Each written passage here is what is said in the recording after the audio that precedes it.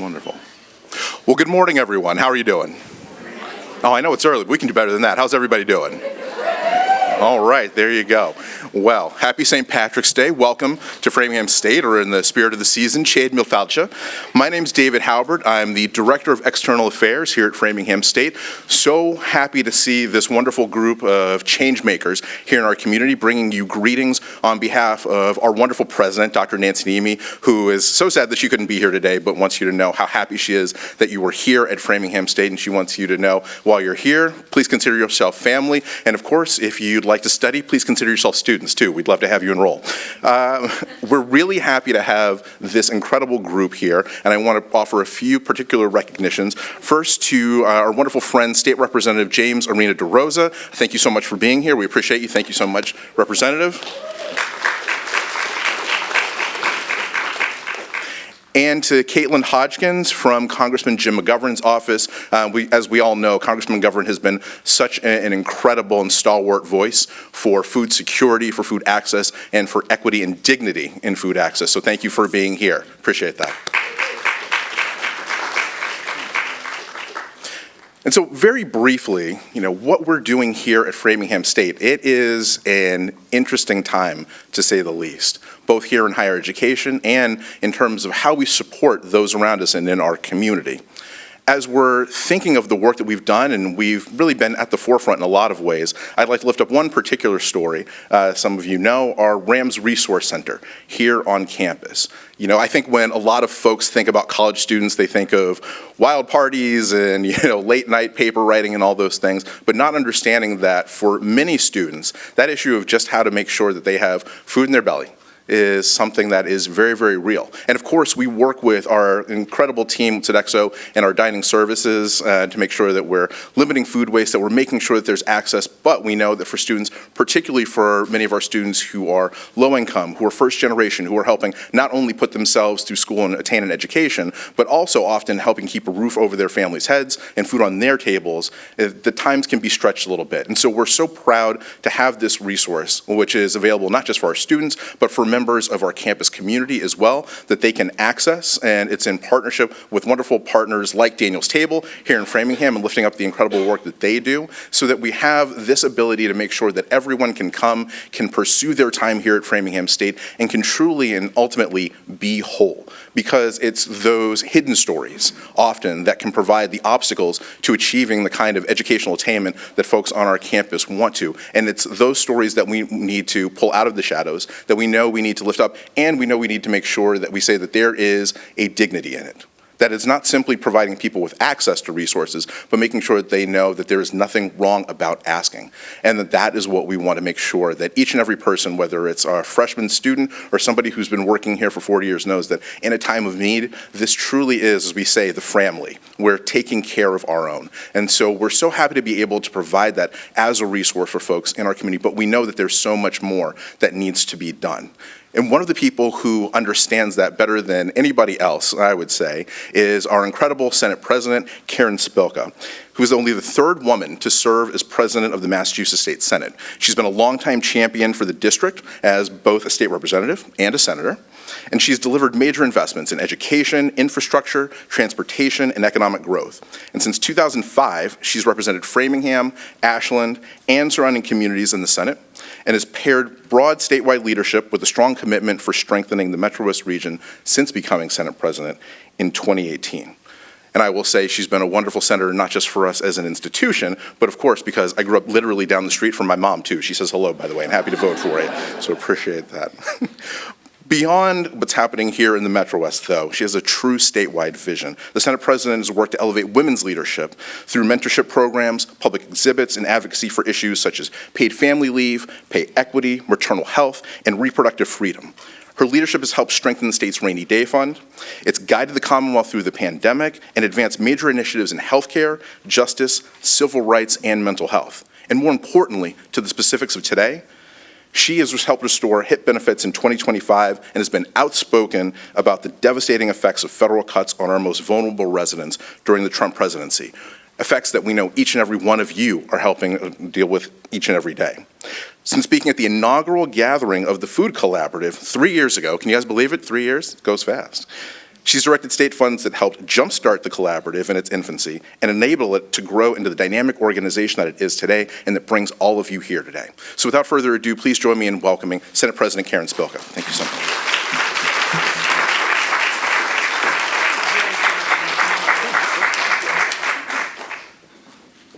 Good morning. Good morning. Great. Thank you, David, for that very kind introduction. That was very, very nice. Thank you and the whole team at Framingham State for hosting this, especially President Nancy Nemi. She's great. She is such a strong leader for Framingham State. And talking about visions, she has a great vision for this university and for the whole public higher education. Thank you. It's wonderful to welcome you all to the MetroWest for the 4th Annual Food Summit hosted by the MetroWest Food Collaborative. This is great. It's hard to believe that the years have gone by that quickly. I also want to thank Callie Coughlin, manager of the Food Collaborative, my legislative colleagues that are here, Senator Jamie Eldridge, Rep. J. Marina DeRosa, and staff from Speaker Pro Tem Kate Hogan's office, and all of the members of the collaborative and working on food insecurity beyond MetroWest. I know there's a lot of folks from well beyond the MetroWest area, and thank you for being here and for all that you do day in, day out as well. This effort grew out of partnerships formed during the early days of the pandemic when food insecurity really spiked and communities had to act quickly. It's really inspiring, I have to say, to see how much this network has not only grown, but strengthened in just a few years. This is the strength. This is what makes me so proud to be a member of our MetroWest community and Massachusetts, for that matter. MetroWest, when the tough gets going, the community chips in, works together, the community gets going. And there was a real need because of food insecurity at all levels. People who had never experienced it before experienced it. We know that it was hard, and so it's really wonderful to see the collaboration, the partnerships, the working together, and I'm really proud that the State House has continued to support families and to strengthen our food system. We've fully funded Healthy Incentives Program, helping low-income families access fresh produce while supporting our local farmers. I mean, how many of you go to the farmers markets and see that's a great, great avenue for people to get fresh and local produce and food. We expanded school meals. We all know that kids can't learn if their tummies are empty. That's just not going to happen. We expanded school meals, so for breakfast, free breakfast and lunches for our children. And I just want to say, as a byline of that, not only are our kids getting free breakfast and lunch, but families are saving $1,200 per year for each one of their kids. So if they had one child, they saved $1,200, two, 24, and so on, some more. So it's been a great way for families to save money as well. Senate helped with working with the House, $10 million for the Department of Transitional Assistance to help make sure families did not lose their benefits because of the reckless, cruel cuts by the Trump administration and the Republicans in Congress. We know it's not just kids. Adults can't work really well or can't function without food. That is a basic right, and the legislature will continue to fight for that. We are tackling food insecurity at every single level, and the work of the MetroWest Food Collaborative is, I believe, a model, a great model for how communities, local partners, and government can work together and respond together. So thank you all for your support, for all of your work for families and helping our families across MetroWest.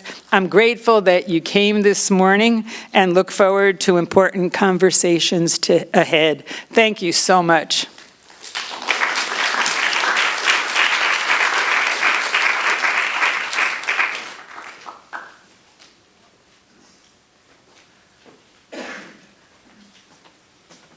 Good morning. My name is Callie Cullen. I am the manager of the MetroWest Food Collaborative, and I want to thank David and Senate President Spilka for their warm welcome today. And now I am pleased to bring up State Representative James Arena DeRosa to share the state of food access within MetroWest and Massachusetts.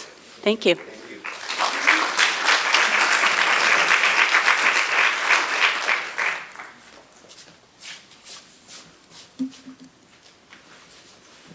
Well, thank you all so much. I'm delighted to be with you this morning, and blessed to have Senator Spilka as my senator, and I know she has to run to the State House, but we have such a great partnership here and so appreciate the work we do together. Any of the issues that we address in Massachusetts is only going to come about by collaboration between the legislature and the community, so look forward to working with her in the years ahead. Happy St. Patrick's Day to those who celebrate. This is one of the few days of the year that I don't wear purple, at least purple that you can see right now, but in any event, and I'm going to apologize. I didn't mingle ahead of time. My voice is a little raspy. I hope it's just allergies. I don't want to get anybody sick, because usually I love doing that ahead of time and saying hello to people. I know I've worked with many of you over the years, and hopefully we'll have a chance to connect. And for those of you who don't know, Oxfam, Peace Corps, USDA, I've always had an interest in food security issues. For President Obama in the early 2010s, I was the USDA Regional Administrator for Food and Nutrition. All of the food programs that the federal government works through the state, we served 20 million Americans in the region that I led, $12 billion budget, very different from some of the grassroots Peace Corps, Oxfam stuff, but very important as well. And food is just so foundational to almost everything that we do, right? I mean, it's the base for our health, for community, for people being able to work, to learn, and it's also just such a part of so many cultures around the world. It's central to our lives. And they asked me to talk about several things, one of them being the impact of the budget cuts. Of course, we continue to learn them every day, but I'll give you some overview as best I can in the time I have. But one of the overlays to all of this, and this is really shameful, right? They have all these ideas that they think are going to improve what we're doing in our American society. Meanwhile, many of you may know this, but not all, USDA has decided to stop publishing the annual report on hunger in America, right, which is horrible. So now we're not even going to be able to track it. They have all these new ideas. Well, let's see what happens. Did it work? Did it not work? Thankfully, here in Massachusetts, the Greater Boston Food Bank, along with Mass General Brigham's, they're going to continue to do a state-based report. So at least here we'll have some idea of what is going on. But, you know, their whole administration, they're bullies and cowards as far as I'm concerned. But one thing I want to sort of clarify, and as a legislature, looking at all these cuts, we're going to have to make choices. We can't cover them all, we know that. But there are different kinds of cuts. You're not going to get $2 billion plus to do a new bridge on the Cape. All right, well, we're going to have to wait on that one.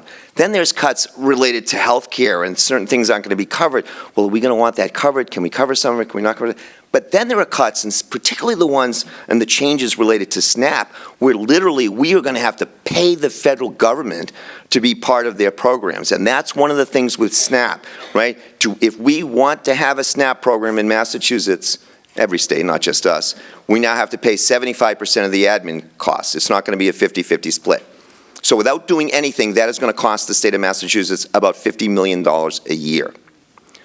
What's even worse, and I had to actually sit with Pat, as Vicky's here, I think, from Mass Law Reform. You know, and I remember I ran this program. It was under my purview, and some of the insidious details in the big ugly bill, it took me a while to understand. I think we met in August and September, and I finally testified to my colleagues because I wanted them to have situational awareness of how bad this problem could be. The other part of the bill that didn't get talked about a lot publicly are how Massachusetts and every state will suffer because of error rates. Now, the error rate's too high. It's up over 10, 11, 12%. It used to be about 4% when I was there at the federal government. But it was because of COVID. I mean, there was a lot of flexibilities put in place, as they should have been, to make sure people got taken care of. So the idea that we're going to have to work on the error rate, that's fine, but they're so punitive. And what they're going to do is, if we don't get the error rate below 6%, by 2028, Massachusetts will have to pay about $400 million. That's a cash payment. That's us giving the federal government money. It's a killer. And I remember when I testified in September, some of my colleagues after was like, what? Like what? And I started going around to as many members and people as I could in the governor's office, and finally Adit, God bless him, he's like, oh, it keeps me up at night with nightmares. So there is somebody, they're finally starting, they've been looking at it, and there's so many challenges that we have and how this might impact us. My concern is, and I'm sure you're feeling this out this way, is 3 out of 4 calls to DTA are not being answered right now. That is not good for access and for people who need resources, and they need them now. They can't wait. And the numbers are very tricky. Usually you'd stand here and say, wow, this is good. The caseload is down in Massachusetts, right? That should be a good thing. But it's not a good thing if 3 out of 4 calls aren't being picked up, right? Here in MetroWest, I think the Framingham numbers are down significantly. But does that mean people all have access to food, or does it just mean they're not getting through on the lines, they're not setting up? Are there other issues related to things going on with this federal administration? If you were to tell me that they're answering 95 out of 100 calls and a few get through and people have to call a second or third time, and the rates were down, okay, that makes sense. But it's a serious problem. We've been trying to push. The advocates asked me to ask some questions. I'm not on Ways and Means, but we had someone ask a question to DTA, which is, what are you going to do to solve the problem? And I keep trying to tell them that I understand. I mean, everyone's in the same boat. This is a national issue around these error rates thing. But it's interesting, the back and forth. I wish they would just say, if you gave us X, Y, Z, it would help solve the problem. We'll see how Michael Cole's testimony goes on Friday in front of Ways and Means. I intentionally scheduled my meeting with the chairman on Thursday. Just, again, for situational awareness, I don't necessarily have a remedy, but we've got to be thinking about it, or it's going to just kill us in a couple of years. It's horrible for the state of Massachusetts and so many states. I think some states are going to say, the hell with you, federal government, we're not going to do a program, which maybe that was the intent of the Trump administration. Anyway, so there's some other things going on around SNAP that I'm sure you've heard about, and one of them is related to the onerous work rules. Now, I'll be honest, the concept that an individual that's healthy, who gets government resources, should make some contribution, whether it's volunteering or working. It's better for all of us. I mean, I was a big fan of Pope Francis. He talked about the dignity of work, right? Cared deeply about the poor and people that didn't have access to resources. So that in itself is not a bad idea. But again, how is this administration approaching it? Do they really care, or are they just being punitive? And I would say that they're just being punitive. Do this, do that. And it's going to make it so much harder to impact the error rates. And as some of you probably know, what really happens with people is the cliff effect. Anybody who's seen A Place at the Table, it's about hunger in America. Jim Govern's in it, and it's a great sort of expose. But one of the most poignant parts of it, there's this scene at the beginning of the movie. There's a woman, she's a single mom, and she gets a job, and she talks, she says, this is great, I'm showing my daughter how important it is, I'm working, I'm contributing, I'm getting a paycheck, I'm making more money, I'm learning a skill, these are all good things, and she's really happy. At the end, by the end of the movie, she's in tears, and she quit her job, and she just says, I don't understand. I don't understand. And what she doesn't understand is, how are the rules set up so that if someone works, they actually have less money to take care of their family, right? And what is anybody going to do? If you're taking care of your family, you're going to do what works best for your family. And then, the right-wingers get, oh, people are gaming the system. I'm like, hang on a second. We invented the system. We own the system. If we don't like the rules, we should change them, and we should incentivize. So it should always be a better deal if people work, right? So if you really cared about that, that's what you'd be thinking about, the training necessary, the money to do it, the good jobs, livable wages, all those things. Yeah, if we're going to do all that, yeah, those are good things that we should be doing. Governor Shumlin of Vermont, I still remember this when I was at USD, called me, he says, James, he said, I have this great idea. He said, we're spending about $25,000 a year, federal money, on clients in your programs. He said, give me 5 of it, and I will provide daycare and transportation, because those are big obstacles for people trying to re-enter the workforce. And then we'll give people skills, they'll be making a job, they'll be making more money, they'll be paying taxes. And I said, Governor, I said, that's great. I said, you just talked, that's 8 agencies, 2 legislatures. You know, we have such it's not connected. We don't do systems analysis when we think about the issues that we care about. It's just grown over time, all these pockets, all these programs. They're almost all well-meaning and well-intentioned, and some of them are really good and make a difference. But we don't take a systemic view towards this. And I think if we're ever going to move forward as a society, we're going to have to do that. How do these programs all fit together? And the reason, and because we don't do that, you end up with a system where people make less money if they go to work and more money if they sit at home and are on government projects. That's just not good for anybody, but it's the system we have. Hang on one sec.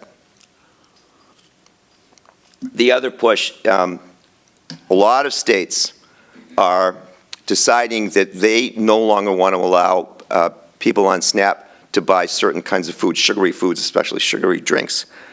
Now again, the concept that maybe we want SNAP to be a little more like WIC. I mean, I worked in the Obama administration. Michelle Obama talked all over the country about the importance of nutrition and less salt and sugar in the American diet. But the question is, how are you going to do it? Are you just going to be punitive, like some say, you can't do this anymore, right? Or you're going to say, well, let's step back. And I would recommend, by the way, if I took a bottle of soda, a bottle of water, a bottle of milk, and a bottle of juice, and put them in front of you, the cheapest one at the grocery store is the bottle of soda, which is water that we add stuff to, right? Well, why is that? That's because of our corn syrup subsidies, right? That's American agricultural policy that does that. And yet we know it's unhealthy. And I would recommend to Junior, rather than his faux science and ending vaccines in America, I would recommend, instead of taking on Dunkin' Donuts, you look at corn syrup subsidies, and what does that do to the American diet? If you're really serious about sugar in our diet, that's what you should be doing. So if somebody were to say to me, all right, look, we're going to end corn syrup subsidies. We're not going to do that. We're going to take that money and we're going to put that money into subsidizing healthy fruits and vegetables. We're going to take that money, we're going to quadruple the HIP program so that people that are on these programs can buy more fresh fruits and vegetables. Then I'm willing to have that conversation about, all right, maybe there is a way to make it more like the WIC program, right? So it's not the concept, it's the way they're doing it, which is just insidious. It never ends with these guys. Anyway, all right, excuse me. So they asked me to talk a little bit about immigrants and immigration. I mean, it's just, every day it's another story, right? I was on a phone call a few weeks ago with hunger advocates, and one food bank said they've started to have deliveries late at night where people come around the back in the dark because ICE, it's one of the targets, food banks, great, yeah. Let's go after the worst of the worst, right? People in food lines. It's just incredible what they keep doing. I was talking with a dentist who serves a lot of immigrant second generation, they're American citizens, pediatric dentistry. And their numbers are down 25%, people coming into the clinics.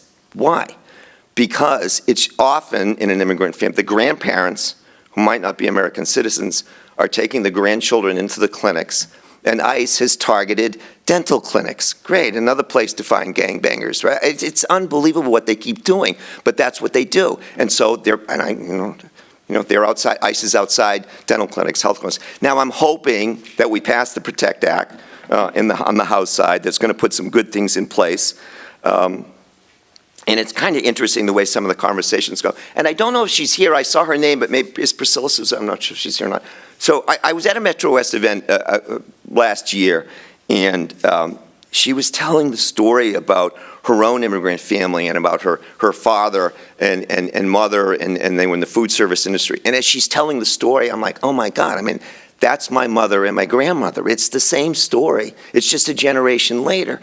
And I don't understand why so many Americans have sort of turned their backs on their own experiences, their own family. I mean, that's us. We're them.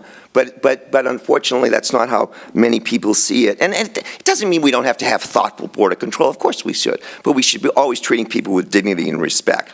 Now, what's interesting about the debate,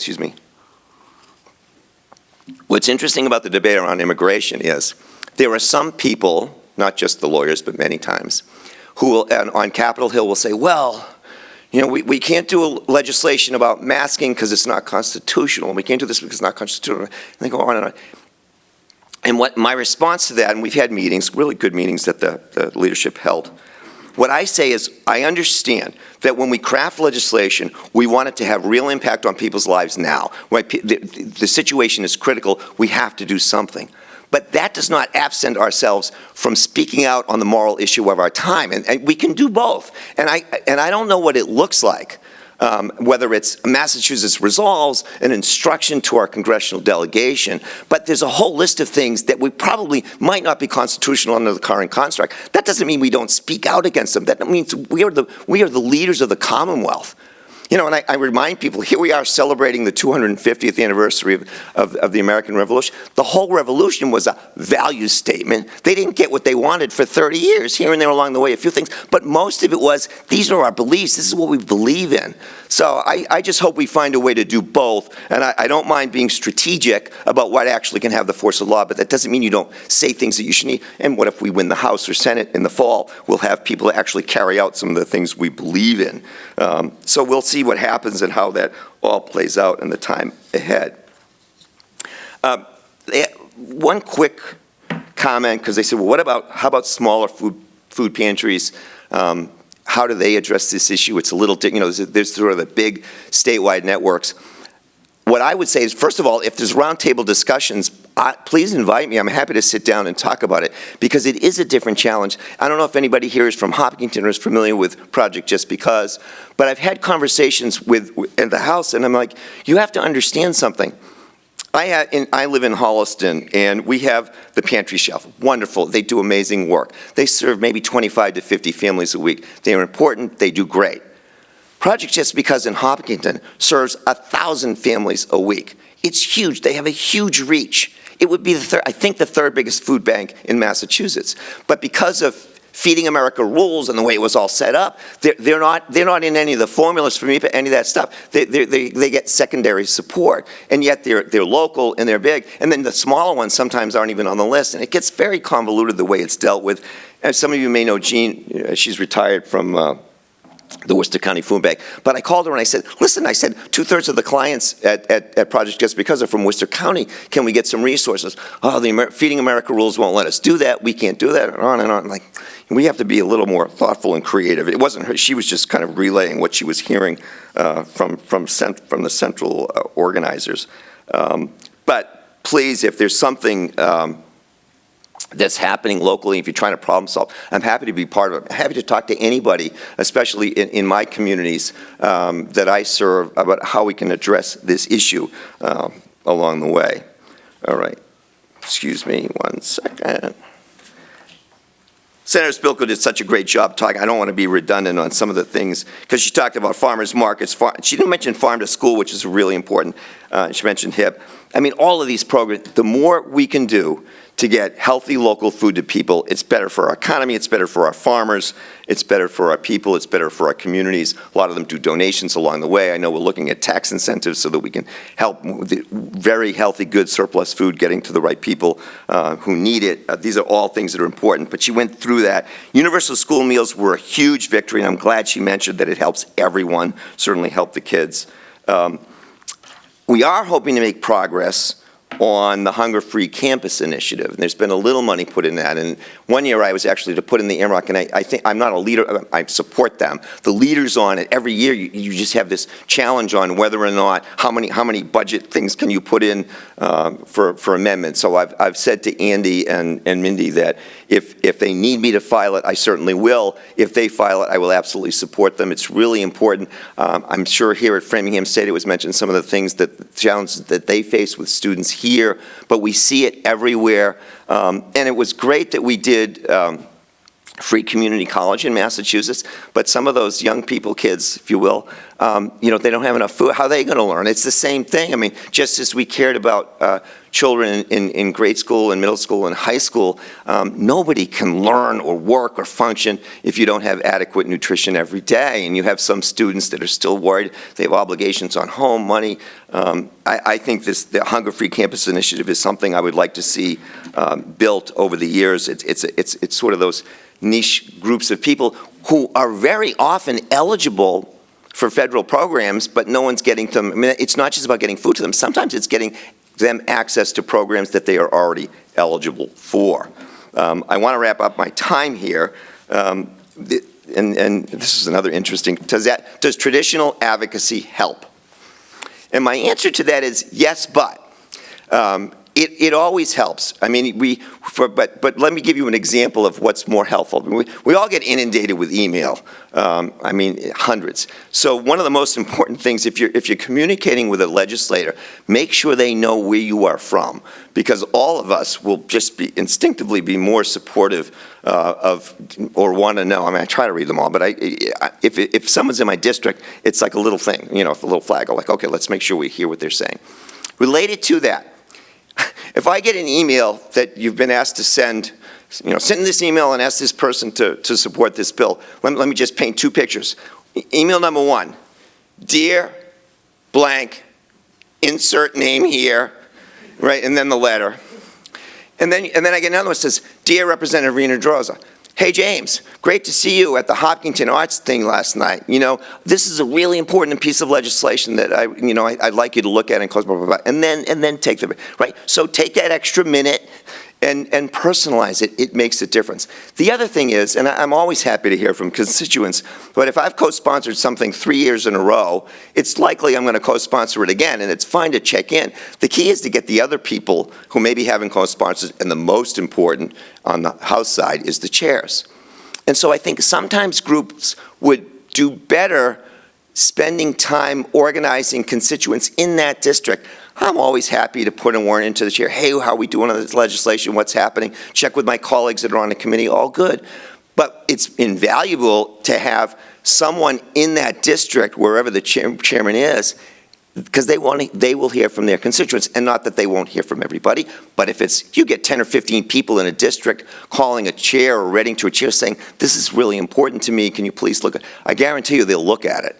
What they'll do, who knows, it just might depend on everything else going on. So I think there could be a little better collective strategy around some of those things, where everything is sort of, from an individual to their own representative. I think there could be better ways. And I used to teach public advocacy. I taught it for years. I ran it at Oxfam and created the program, but then I taught it at Brandeis. So if I can be helpful with any of that, I'm happy to just give you my perspective. But I would talk to people who've been around a long time. They might have other ideas on how best to go forward.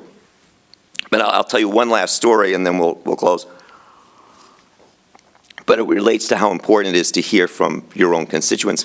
So when I was at Oxfam running advocacy, we really wanted to help support a program on microenterprise, right? So much of development, it's changed a little, of course, now Trump has shut down USAID, another issue for another day. But a lot of it was these huge multi-million-dollar projects, and we said, what about microenterprise? Local entrepreneurs, women that want to start small businesses, we should have a program that does that. And we were very successful, got it almost all the way through the process, a $20 million program, which was going to be fabulous all around the world. Mitch McConnell, in the late stages, puts in a clause that says, well, to a maximum of $5 million a year. So, there goes microenterprise. There's some favoritism that's going on. We're going to get contracts to these people. And we tried everything the community did, and he wouldn't budge on it. And finally they said, James, you have a pretty big network in Kentucky with Oxfam. Can you do something with them? We got over 100 people in Kentucky to write and call Mitch McConnell's office. Now, maybe there was other stuff going on, but I'd like to believe, well, I was told, he finally changed his mind. He gave up on it. because he didn't want his own constituents to be upset with him. It's paramount for anybody in politics. You always think, you've got to think about the people you serve.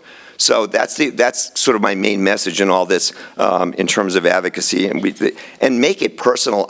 All of us, I think, for the most part, as best we can, do office hours. And I will tell you, I'm there, and I do them, and sometimes they're great, and I get a lot of people. Sometimes I'm sitting there for a bit of time. So I would take advantage of that. If you're trying to get to a legislator, find out when they're meeting. Get their local, their constituents to meet in person with them, because that makes a huge difference as well. So as best you can, make it personal, and I think it pushes things along further.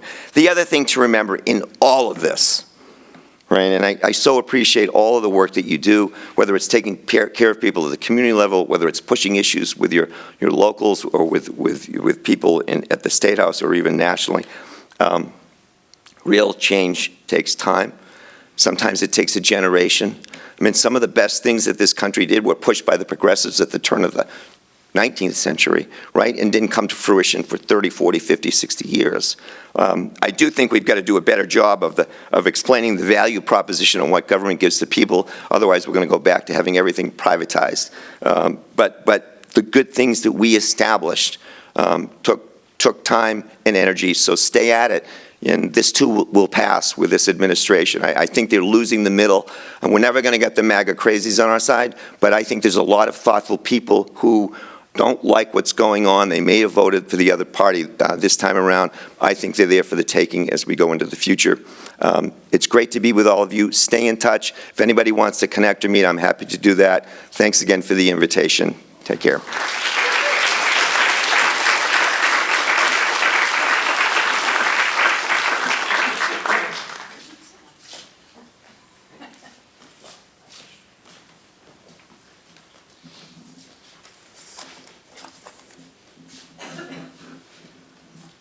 Thanks again to Representative Irina DeRosa for sharing his remarks.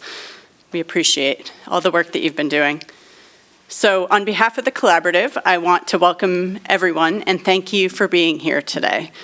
This year, I've spent a lot of time reflecting on what keeps me going, what sustains the work of building an equitable food system and providers during these difficult and challenging times. For me, the answer is community. It's thanks to everyone I meet when I'm out in the community, and you all, providers, advocates, volunteers, community organizers, academic leaders, legislative champions, funders,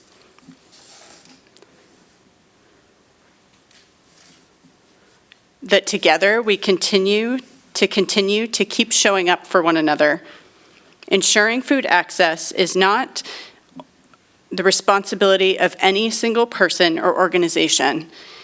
It is a shared commitment that requires partnership, creativity, and sustained action. The Food Access Summit is central to our work because it brings us together to share our collective wisdom and build momentum for change together. I want to thank all the volunteers who made today possible, especially Megan Mayer for helping us to secure this beautiful space, Juliana, Kate Baker, and our interns Aubrey and Molly, who helped put together the materials for the event. Additionally, a huge thanks to Lainey Silva, who has been taking photographs of this event every year. We really appreciate it. All the beautiful photos that you see are thanks to Lainey. And a huge thanks to Leora, who agreed just this morning to step in as our panel facilitator. If you were here last year, you may remember that actually Rep. Irina DeRosa was supposed to be our panel facilitator, and he had lost his voice. Apparently that's a theme. Don't volunteer for that job. And to our panelists, legislators, and their staff who are with us this morning, thank you for your strong commitment to our work. And finally, I want to recognize those who have provided funding to sustain the collaborative's work this past year, including the MetroWest Health Foundation, Project Bread, Community Foundation for MetroWest, the Sudbury Foundation, and Emerson Health. Their support has allowed us to continue with the SNAP and WIC Outreach Pilot Program, where Juliana continues to support community members with checking on their eligibility, applying for benefits, navigating complicated systems, and submitting paperwork. Two of our biggest accomplishments have been the trust built within the communities of Framingham, Hudson, and Milford among clients, usually in their native language, and community partner referrals. We continue to authentically engage with community members to build trusting relationships, especially within immigrant communities. Because of these relationships, we've been able to be flexible and responsive, leaning on our cross-sector collaborations to protect the health, dignity, and stability of the most vulnerable members of our community. We have deepened our role as a regional convener by sharing trusted information during the SNAP crisis and forming the Emergency Food Providers Group to enhance collaboration and support our partners as they adapt to challenges. We also co-hosted a trauma-informed care training with the MetroWest nonprofit network. We've raised awareness about persistent food insecurity in the region and provided resources such as our food calendar and how to access HIP at farmers markets. We are encouraging older adults who've experienced food insecurity to share their voices and join us in our advocacy. We joined our coalition partners to advocate to protect our community's access to critical programs like SNAP and HIP. And again, thanks to Rep. Arena DeRosa for speaking at that event. I think I stole that one from Project Bread. We are at a critical juncture for food access, equity, and sustainability in Massachusetts. The federal policy landscape in 2026 has shifted sharply toward fiscal austerity and work-first policies, most notably through H.R. 1 and related executive actions. At the same time, attacks on immigrants and immigrant families, as well as housing, healthcare, employment, and education, are creating deep anxiety and fear in our communities and raising serious concerns for our work. As Massachusetts enters its annual budget cycle, several foundational state and local food programs form the backbone of the Commonwealth's food system. With dramatic federal funding cuts looming, this is the moment for the state to protect and sustain these critical programs. Please join us in advocating to protect this key funding. Your voice matters right now. And as we just heard, contacting your local state reps and senators is who you should be reaching out to. Finally, I ask you to support the continued funding of the MetroWest Food Collaborative to advance our role, as well as the programs of our member agencies, who are often the difference between residents having enough food on the table and going hungry. And with that, I am pleased to invite today's panelists up, who are leaders working on the front lines of these challenges. They will share what they are seeing on the ground, who is being most impacted right now, how their organizations are adapting, and where collaboration across sectors is making a difference or needs to happen more. Thank you.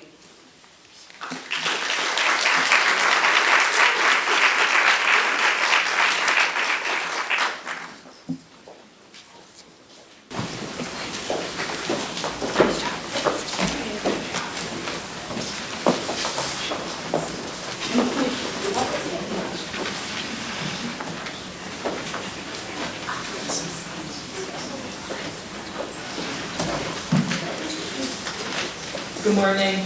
Good morning. Sound check in the back. Seeing green. Okay, I got a thumbs up way in the back. Okay, yes, excellent. Thumbs up in the back row. That's what I like to see. Excellent. So we'll start with some introductions. Why don't you each go say your name, although we do have some tags here in front, the role that you have at the organization. You can just, work on it. And from where you sit, what do you see, what's the current food access landscape in your community? We can just start here and flow down. Slow down, huh? Slow down. Great. Good morning everybody. Good morning. Reverend Dr. J. Anthony Lord, head pastor of Greater Framingham Community Church, which one of the ministries that we do is that of the grocery bag. And I also co-chair our local DTA board, so that keeps me on that. Where are we? Let me say, number one, that Framingham and MetroWest, but even our country as well, Massachusetts, we're hungry. People are hungry. And I think we need to keep that ever in front of us. The second thing I would say about the landscape is that for us who are seeking to be frontline providers, we recognize that there is this magnitude of, how shall we say, attacks upon the system that makes things uneasy. And I share with you that that's not just those that we serve, but also give some attention to the fact of those who, in our organizations, who literally on the front line serving. It is really tiresome. It's a sense of unease, a sense of not feeling safe, a sense of being aspirational, and yet that aspiration of being able to acquire it or achieve it, it seems as if the gap is just growing and growing and growing. So that is our challenge, what have you. As for basically line, as you heard today already, everybody's hungry. And if anything, I was thinking on the way here to describe it is that for the idea that we go to the supermarket to buy, and we go there, and it used to be the idea, okay, you get there and you pay for what you want. Now it's, what do I leave off that I cannot afford to pay? And you think about that, and therefore, folk who normally go to the supermarket and get everything that they need and be able to pay it, they now are limited in what they can do, and therefore you become the gap for that supermarket. So your capacity to treat them with dignity, to smile, to be as accommodating as you can, to recognize that there is a two-part stream in hunting for food this day, and you play a critical role in that process. What he said. My name is Jean Sherlock, not Maggie Lynch. I am here filling in for Maggie, who sends her regards. I'm the Chief Operating Officer for your MetroWest YMCA. And in terms of the landscape for us, I think what has happened for us as a major youth serving organization, we started this work in USDA reimbursable meal programs. We still do a lot of that. I think there's real opportunity to do more of that. This sort of third meal drive. So we're doing a lot of that work. But as all of you know, it's not enough. So the YMCA is also a membership organization that serves thousands of kids and families annually. So we have taken, Representative Rita DeRosa talked a little bit about these sort of smaller pantry opportunities, and the Y has certainly tried to do that, to be some wraparound service for our families and kids doing, because where there are reimbursed kids meals, we know there are adults also in those homes. So how do we feed adults? How do we get some grocery supports into the kitchen, maybe in a convenient way, right? Meeting people where they are, so that potentially, we know families are traveling 2, 3, 4 places in a month. How can we be one of those spaces? And I think that only will continue to climb all of those needs as we talk about federal cuts or really choices that have to be made. And then inside of those choices are choices, which is what I think you were referring to. So go ahead, Alex, you're up. Hi, thanks for having me. I'm Alex DiPaolo. I'm the Executive Director of Open Table. We are a regional food pantry located in Maynard.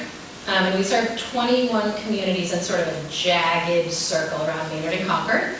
And I think what we are seeing right now, we offer groceries and prepared meals. And what we're seeing right now is certainly new individuals and families. We're also seeing a lot of people come back to us who may not have been to Open Table or been part of our programs in many years, and who are finding that they were sort of making things work and things were going okay, and that now, not only choices, but the trade-offs have just gotten too big for them. And so they're needing food support again. I would also say we're seeing a change in severity, and so at our food pantry, people can get groceries and meals, or both, on a weekly basis, and so people who used to come maybe once a month, twice a month, we're seeing them much closer to once a week now. And so it's sort of new folks, it's severity for existing folks, and then it's people we haven't seen in a long time coming back. Hi everyone. This on. Okay. So my name is Margie Rosario and I lead Voices of the Community, which now sits under the community engagement arm at Friends of the Arts. Our work really focuses on authentic community engagement, and that's where we sit. And our primary goal is building trust with families, particularly in the environmental justice neighborhood tracts of Framingham or Southeast Framingham. From where I sit, I would say that food access landscape is not only shaped by like the rising costs, the increased demand, but also how accessible systems actually feel to the people who are navigating the system. And so one of the biggest lessons learned that we've had through our engagement and listening work with our families is that barriers to food access often are not just about like language and transportation, but there's dignity in there, right? And there's immigration concerns, and there's also a lot of like trust need, right, within those barriers. And also understanding how to navigate systems, particularly in this case like SNAP. And also a lesson learned, or what has taught us, is that when trust in community spaces and relationships exist, families are more likely to reach out or find a resource in need or network with each other for the resource. And they may be existing already, or we start learning how to co-create to create what's missing. So I feel like that these food access isn't only about the distribution, it's about the trust, the communication, the connections that we build with people who are trying to reach these resources. Thank you all. We're going to start there at the end. Margie, so you talked a lot about being centered in community centers' voices and following their needs. What solutions in food access can realistically be scaled up and yield the impacts that community members think are looking for? That's a hot seat question. Exactly. And you got it. I got it. You got it. I think that one of the, with that in mind, with that perception in mind, one of the biggest lessons learned is that community engagement is infrastructure relationship plays different roles in food access. Yes, we established that. But some things that we can scale, like coordinated distribution systems, mobile markets, stronger referral networks, not just me calling Red, hey Red, between organizations. I feel like those are the things that mainstreaming some of those pieces that we can have access to. And then, yes, strong collaborative and sharing information, which is an arm and a strength of the Food Collaborative right now. And then and finding ways and navigating how to build those systems to reach more people together. Any thoughts on how we build those systems? With the increasing capacity to the sums of work that we're engaging in today, or my work that I engage in daily, and all of our work. Awesome. We'll go back down this way. So, Alice, how have you adapted? You've talked about people coming more regularly. How is Open Table adapting to these growing needs? Are there different approaches for reaching folks that might fall through the cracks? Yeah, let me just access my sticky note here, which the first one I pulled out said, don't forget to drop your kid's diorama off. And so I'm going to do that after I do this. That's in the trunk. It is a diorama about mining. I believe the title of her project is Mining Mayhem. You know what I'm saying? Great, what are you going to do? Learn about mining. So here we are, a more relevant sticky note. We have done different things depending on what the moment has demanded, and I appreciate being an organization that can be flexible and responsive.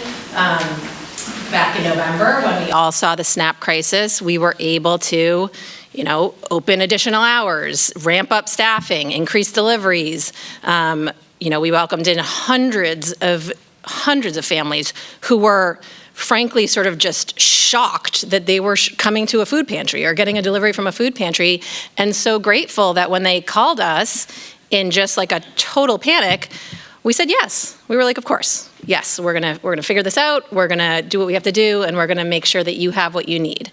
I will say, and I think maybe others have experienced this, that an emergency of that magnitude will betray your weaknesses pretty fast, right? And so we saw the pain points in the organization, and we're working now to be more thoughtful as we approach the coming years and the likelihood that demand will continue to rise, to kind of shore up the areas that were so, that felt most frenetic. Can I ask you to maybe offer some of the specifics? Yeah, I mean, like, we asked part-time people to work more hours and they said yes. That was great, right? Like, what if they didn't?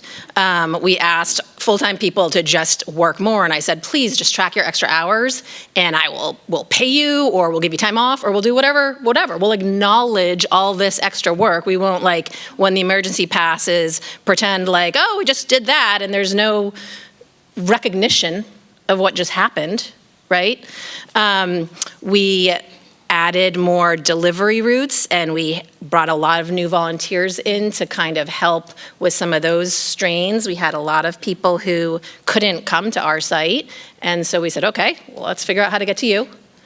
And so there was that sort of acute emergency period, and then as that passed, now we're really thinking more strategically about, okay, how do you set the stage to be ready for increases in demand, to think about strategically how we continue to serve those folks who remain vulnerable. A lot of people, when their SNAP benefits were restored, said, you know what, I think I'm okay, and I'll come back if I need you, but I'm okay.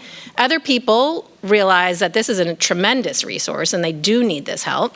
And so we've sort of institutionalized some of the changes that we made. We kept delivery routes, we kept new sites, right? We kept families who said, no, this is a game changer for us. And now that I've sort of gotten to know Open Table and the kind of folks that are there, and I feel comfortable, I'd like to stay. And we said, great.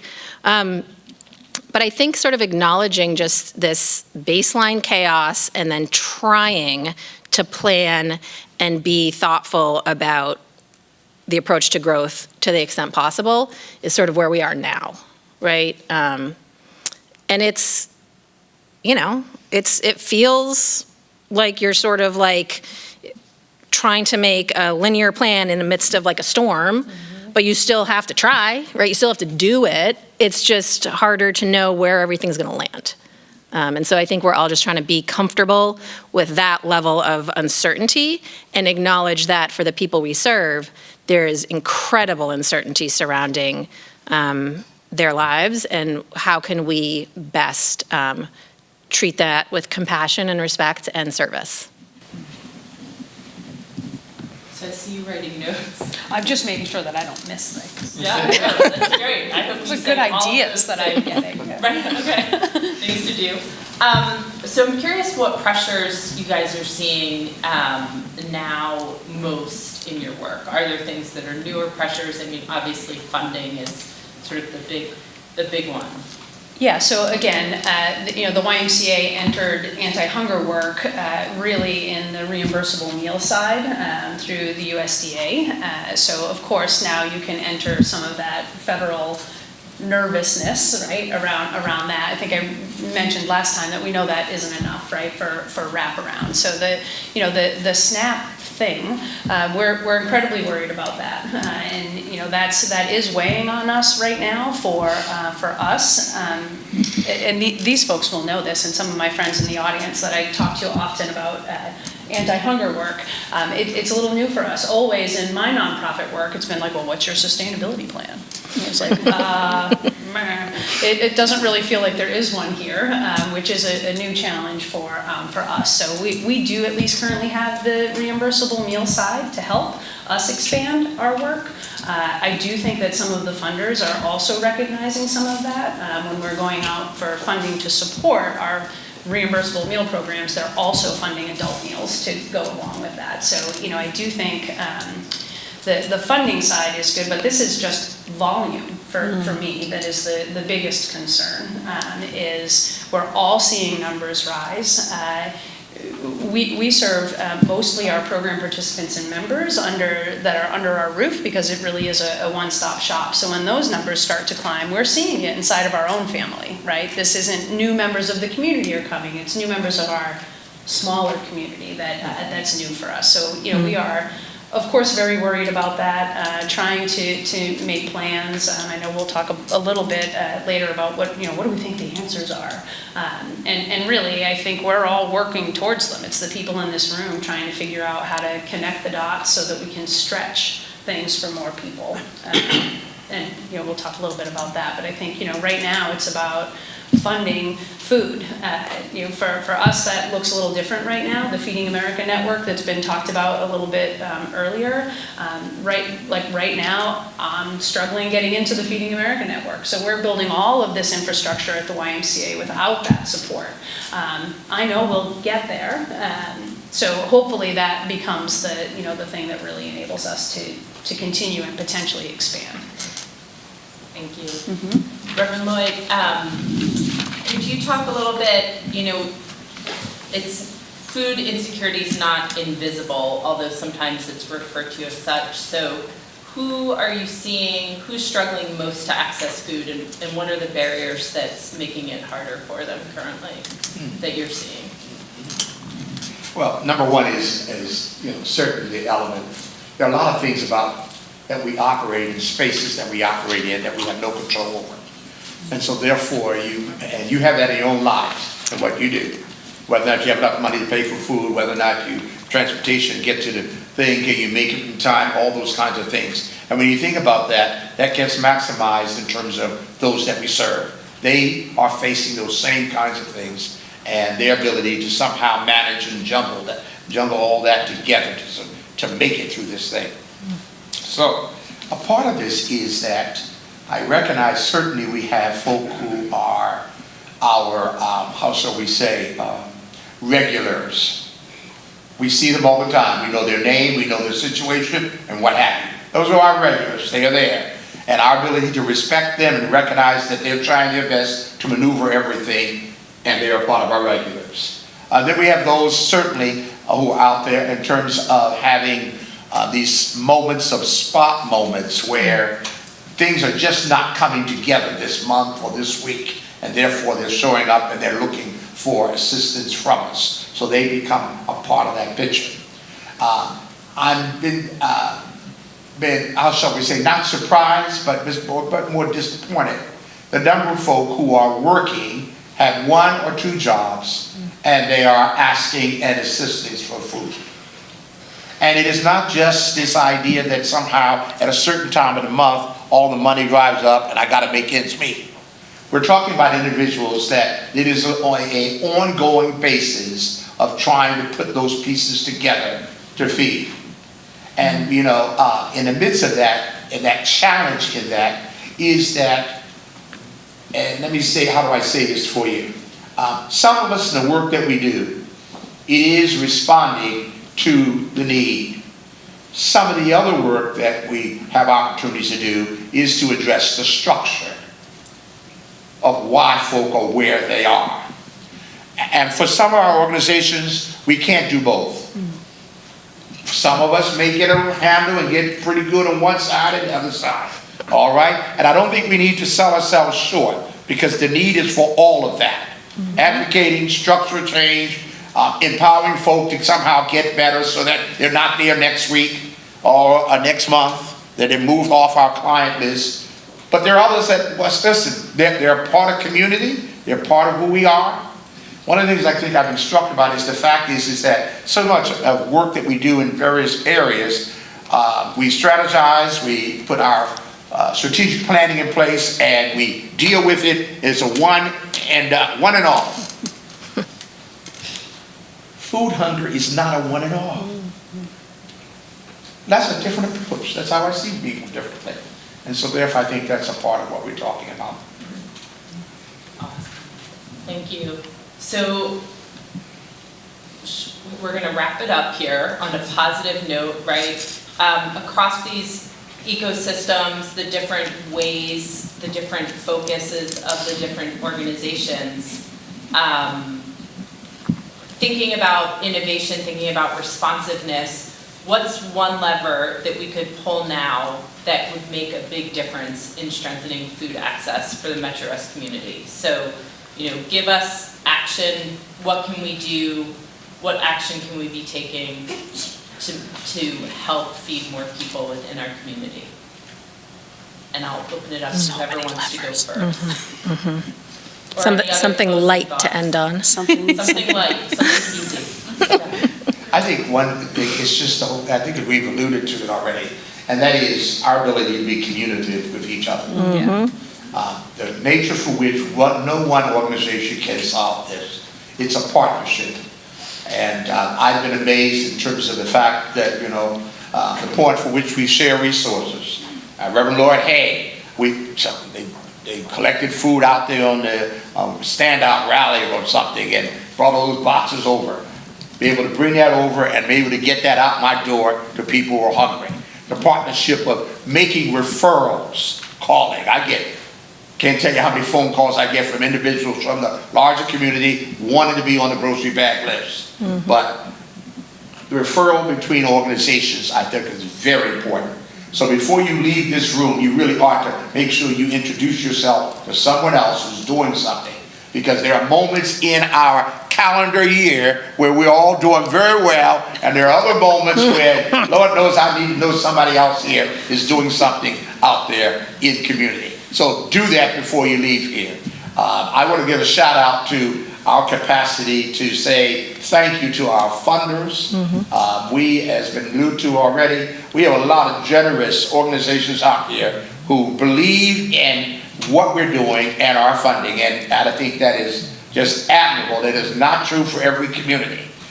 So I want to shout out for that. I know in our grocery bag program, I am ever so thankful in our partnership with Framingham Public Schools and what we do there, United Way, Place to Turn, all of those coming together and saying, let's get our bags out there in our delivery process with DoorDash. It is a constant endeavor, but it's an enjoyable endeavor at the same time.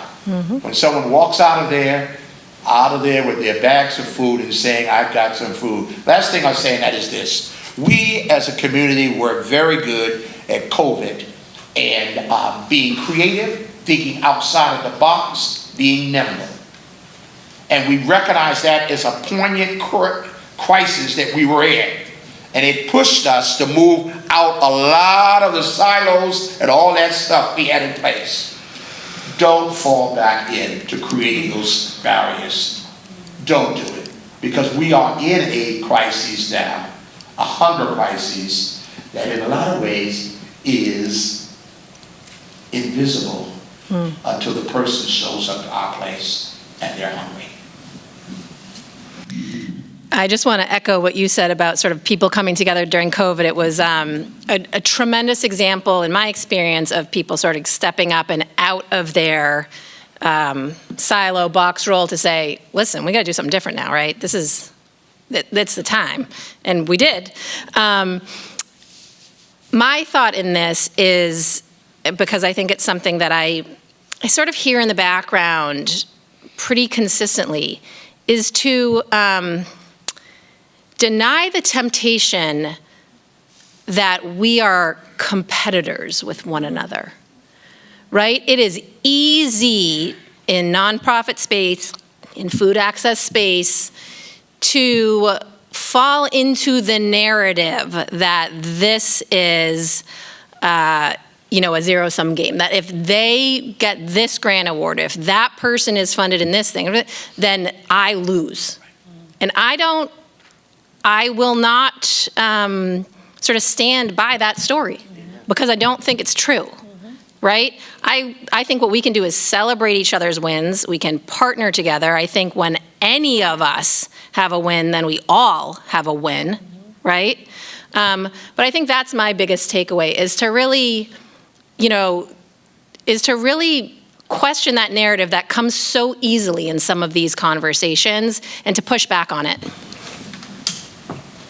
This is very inspiring being up here, by the way. So I'm going to add, there was a lot of flashback to COVID when I was sitting up here, right? I think that SNAP crisis felt a little bit like that, right? We're still here. And as I look around the room, I think so many of my relationships happened then, and I'm very appreciative still of all of this. The thing I would add is the way that we have seen communities step up to participate is a real opportunity for us. I could use our members as a really great example of that. When the SNAP stuff hit, everybody heard about it, it was everywhere. We reached out to try to get our shelves full because we were receiving dozens of phone calls. And they responded. So I do think that this is a cause that everybody can feel.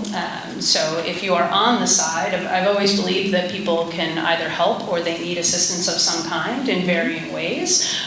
So the people that can help, I've seen step up in really big ways, and I think that's an opportunity for us to continue to leverage that in this time for us, whether that's volunteer time or donating food or whatever that might be. And in the lane of partnership, I do think if you look around the room, folks are doing different pieces of this, and if we can connect the nets, it's been my 35-year story, if we can just connect the safety nets, we'll be less likely to have people fall through. And I would use the example of, I know these grocery bags, right, with Reverend Lloyd, started during COVID, if I remember right, still happening. Our friend Rebecca back there at A Place to Turn is now adding like fresh produce to those bags. Imagine if you could serve a meal at the same time that was reimbursed. This is about stretching, right? And then we're going to go see Amber and get all of her extra stuff. We're going to help her glean at the end of the season, right? It all starts to connect if we have the will to connect them. And finally, Margie. Right? Margie, I am the outcome of all of this COVID work. So the angle of it, if you were really to think about it, why I'm here, am I a food provider? No. Clearly, right? Am I an engagement and community connection and organizer? Yes. Do we use the mediums through arts, enrichment, and community? Yes. Do I call every single person, mostly 12 people in this room, every week? Yes. We've been able to sustain and increase capacity through an organic way of enrichment and engagement in community through COVID. I would say that the highlight in an asset-based way of looking at things, I'm not reactionary. And when I say I speak for a lot of people. These are our day-to-day lived experiences. And so therefore, creating mechanisms and infrastructure and spaces that are consistent to exist in, to navigate whatever rolls down the line, whatever decides to roll out this week and is not going to roll out next week, and being able to build those relationships, not only with the people who need it, but with our partners. And to Alex's point, it's never a competition. It never was. I don't care who gets the grant. I heard you got diapers. I'm gonna come for you. So it's always like these spaces of like navigating the new in a way where we're just saying, who is this for and why? Where were they in the conversation? How do we find out that this need was available? Like, how did we learn that this is a thing? And where are they in co-creating the solutions with us? And who are we as providers activating that for the community? And I think that's just the baseline. Thank you. I also want to shout out the MetroWest Food Collaborative and the resources that they put together talking about collaboration I know for Framingham, multilingual, all of the places, I've definitely been able to share it with constituents, here, share this with your neighbors. These are all of the places in a given week, on any given day, where you can get or a hot meal or groceries or, children. So just having the resources. So thank you, Callie, and the MetroWest Food Collaborative. And I think that about wraps it up now. Unfortunately, we don't have time for questions, so sincere apologies. But thank you all for being here, for answering questions.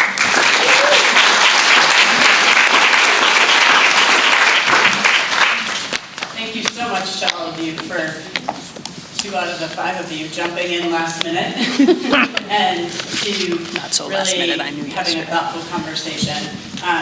And to someone's point, we encourage you to continue this conversation. And Aubrey, if you want to go to the next slide. As we close out today, I want to put all of you to work. You've got the chance to sit and listen and absorb. Now, I want you to take out your phones. I know you all have them. And share in 1 to 3 words, what is one action we could take right now that would make the biggest difference for food access in MetroWest? Wow. You can either Right, scan that's- the QR this is code such a or wild you three can see it, words. go to that website, put in 1 to 3 words, please.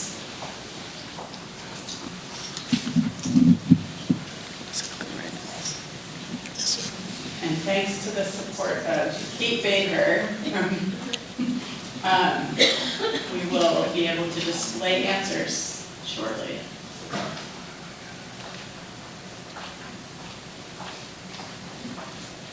Give you another minute.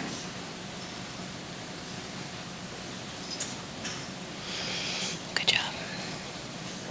Figuring it out as we go.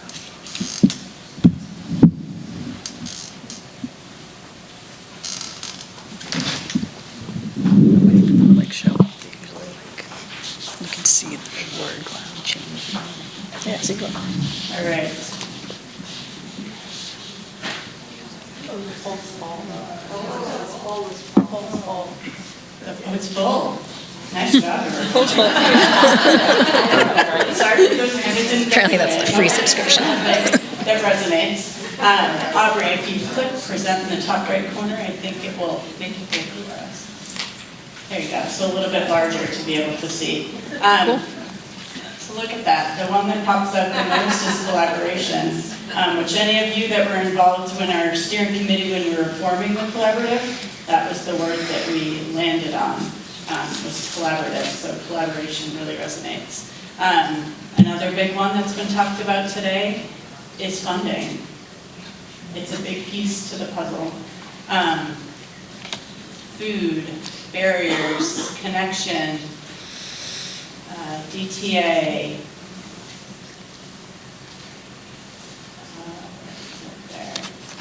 team, continue, outreach, education, groups, strengthen, resources, advocacy, media stories. So much of this is things that we really need to pull together. And I want to leave you today with some things that will hopefully help with this. One piece of information, not to share the thunder of the MetroWest Shared Public Health Services, but they said I could. They were recently awarded 2 grants, one through the Massachusetts Department of Agricultural Resources and the other through the Metropolitan Area Planning Council to complete a food assessment for MetroWest, which is really exciting. We have not had a community food assessment done since 2018. That's actually how the collaborative essentially came to be. That was the #1 recommendation, was to start a food policy council. We just didn't call ourselves that. But I think that that will really help us to continue to do all this great work that we've been talking about with the panel today and everyone. So thank you so much for coming. We have the space for a little longer. If you want to grab some more food, I can still see there's a lot back there. I don't want it to stay. So please grab some food, get a chance to meet somebody you maybe haven't met Like or putting need it in to their reconnect. purses to take back to work.